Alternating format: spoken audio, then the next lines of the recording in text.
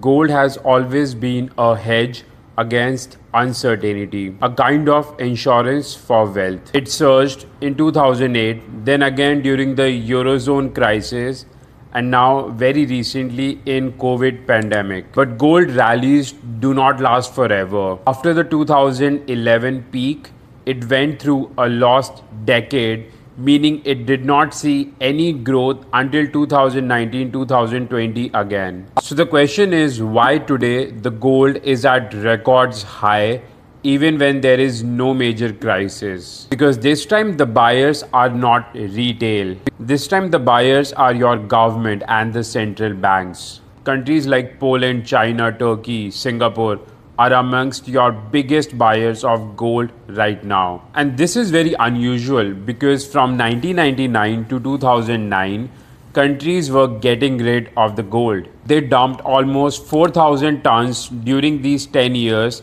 The notion was that these are very useless relics, they take up so much space, and they're very antique in the nature. In 2009, only 20% of the banks were managing gold. Today, it's up almost 2.5 times, and 50% of the central banks are managing gold. And it's not just government, even the gold-backed ETFs are seeing massive inflows. While you may have seen news that the jewelry market in India is down by 25%, meaning this time the demand is not retail driven, it's institution driven. So why are government holding gold? Well, first is geopolitics.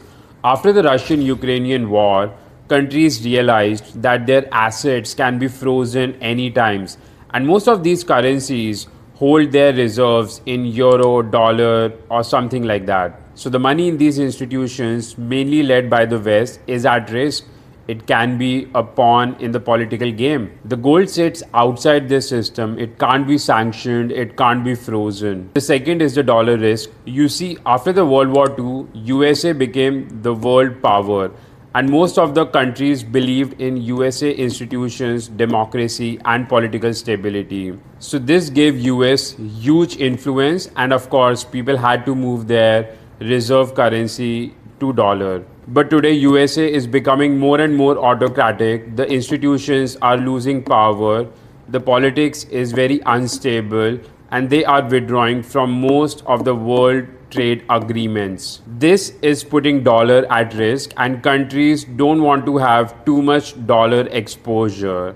Now, I'm not saying that they're dumping treasuries or bonds overnight, but they're slowly moving away from it towards assets like gold. Third, interest rates. Most of the central banks in the world are expected to cut rates in 2026. So what that means is borrowing gets cheaper, and the bonds in return, the returns on them becomes weaker. Now, if you're not getting even 1 or 2% returns from safe assets like bond, why not put all your money in the gold? When safe assets pay you less, gold looks more attractive. So the question is, should you buy gold? Historically, if I look at the last 2, 3, even 4 decades, gold has given a net annual return of 11%. Now I believe this time things have changed and institutions believe in gold a lot more.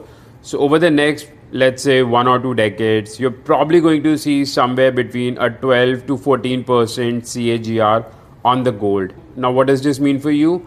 Only invest in gold if you can bet long term, because you are going to see a cooling period once everything stabilizes. Also, if you're investing in gold, prefer buying in the form of gold coins or through ETFs rather than getting jewelry, because 15 to 25% is the making charge and you never get it back once you sell it. That does not have any value. So I hope you like this video. Do let me know in the comments what you think about the future of the gold and how heavily are you invested or going to invest in it. If you like our video, do consider subscribing, because we cover a lot of real estate and financial topics in our channel, and we present it in a very simplified way.